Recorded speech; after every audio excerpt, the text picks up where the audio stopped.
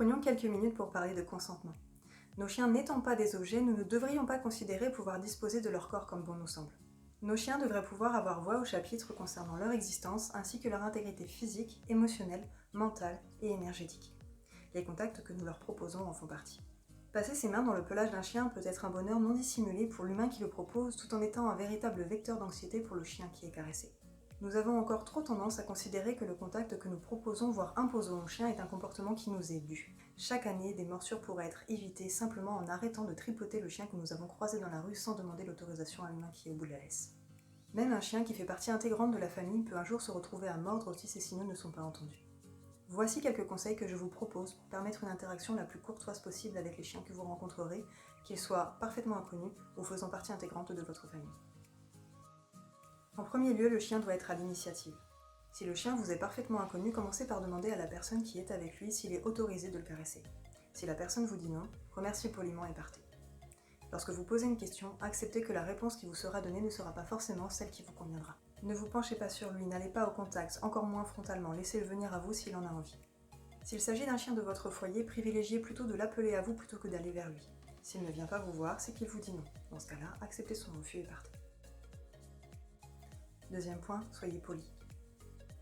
Face à un chien inconnu, présentez-vous debout, les bras le long du corps, légèrement de biais et en silence. Ne le regardez pas frontalement.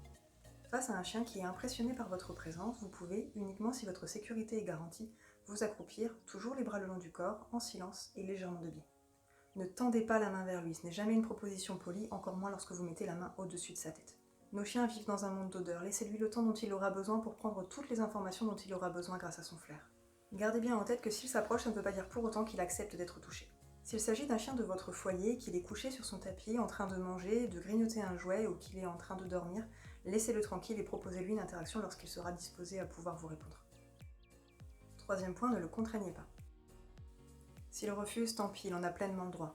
Le contraindre en l'acculant, en le retenant physiquement ou en le portant ne fera qu'augmenter les risques de morsure.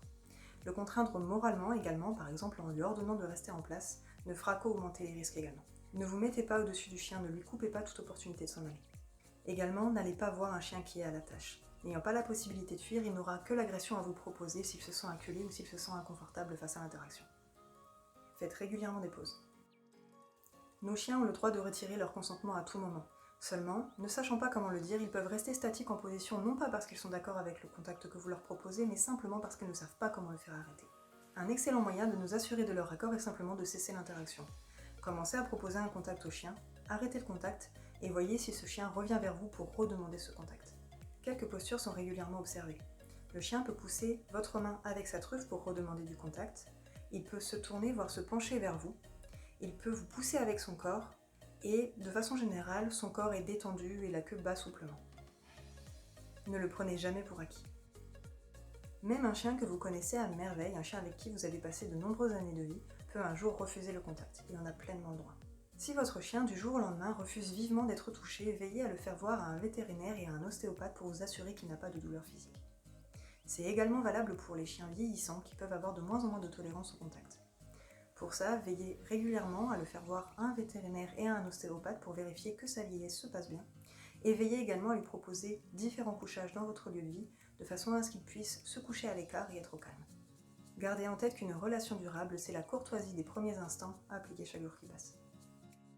Enfin, prenez en considération sa langue natale. Nos chiens ne parlent pas français, ils ne pourront pas nous dire dans notre langue s'ils ne sont pas OK pour une interaction.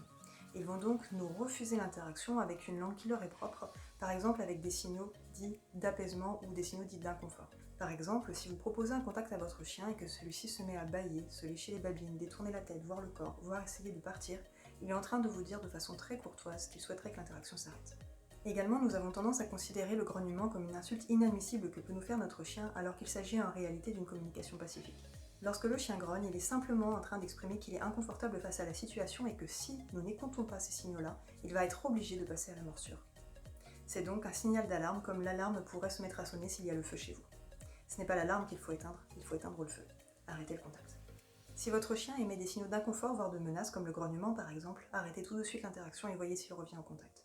Vous pouvez également mettre en place un signal corporel pour indiquer à votre chien que vous souhaitez lui proposer un câlin. Vous allez voir dans les séquences suivantes des moments où je propose à Vulcain de l'interaction et les réponses qu'il me propose en conséquence. On fait des câlins ?